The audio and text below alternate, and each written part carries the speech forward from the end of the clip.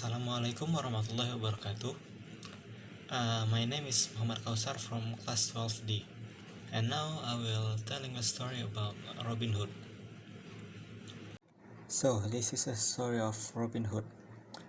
Long ago in England was ruled by a weak, greedy Prince John.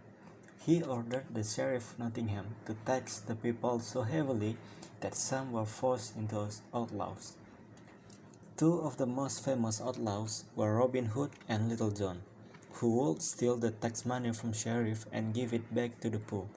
One day, Prince John was traveling by coach to Nottingham to pick up more tax money.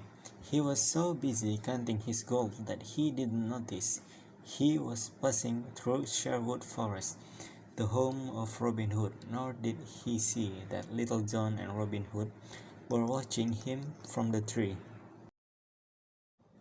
"Look at all that gold, hey Little John. Let's pay Prince John a little visit," said Robin Hood to Little John.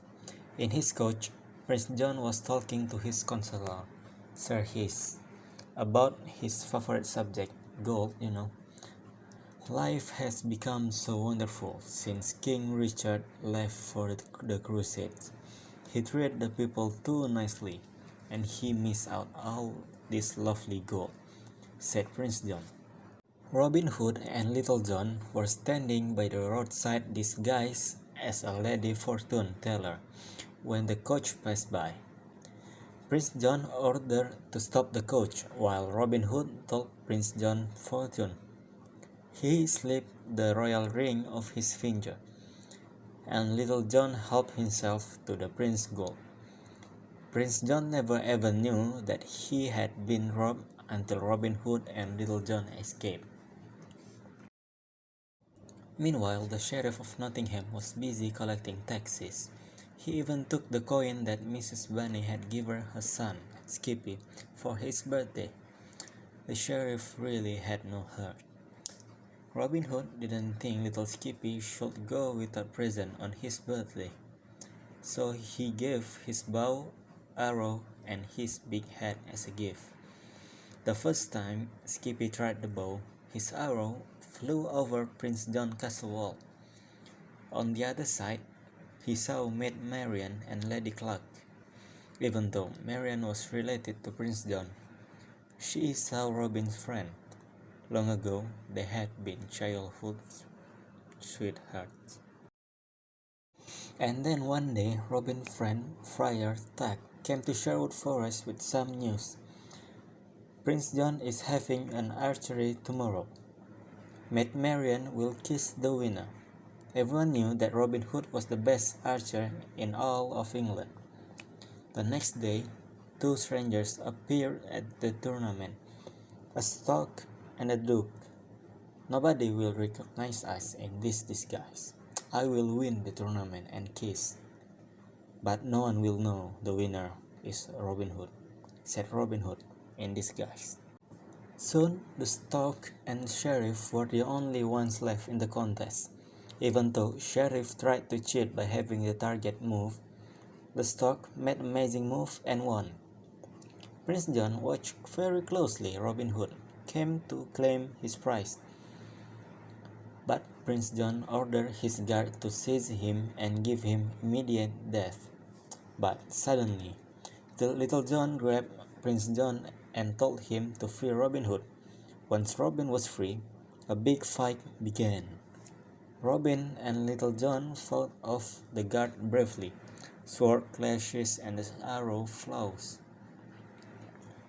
Maid Marian was almost seized by the guards, but Robin somehow rescued her.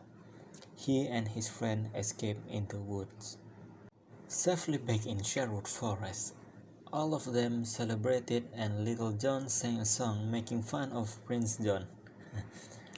It was so funny that soon all of Nottingham was singing it. On hearing it, Prince John became very angry and commanded to double the taxes. But of course, nobody could pay and the prison was full. The sheriff even robbed the church and arrested Friar for objecting.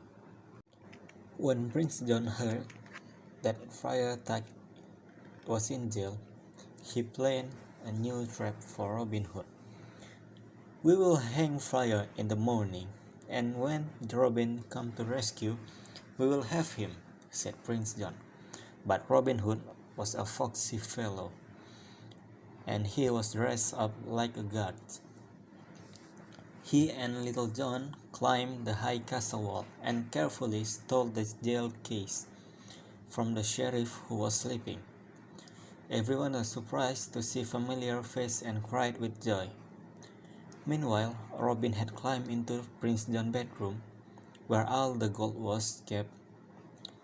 Prince John and Sir Heath were sound asleep.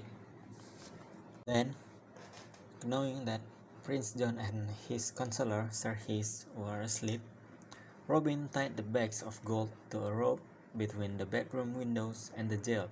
Suddenly, Prince John awoke and saw there was no gold left. The courtyard became jumbled of arrows. Guards are fleeing prisoners. When Robin had bobbed to the surface of the moat, Prince John was overjoyed and thought that he was dead.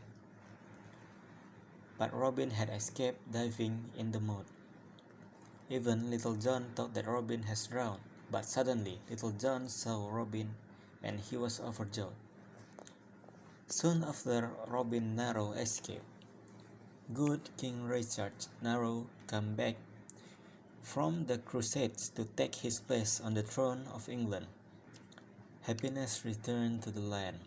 Robin Hood and Maid Marian were married, and all their friends came to wish them. Oh. And now that's all from me. The story has ended. Thank you for listening. See you next time.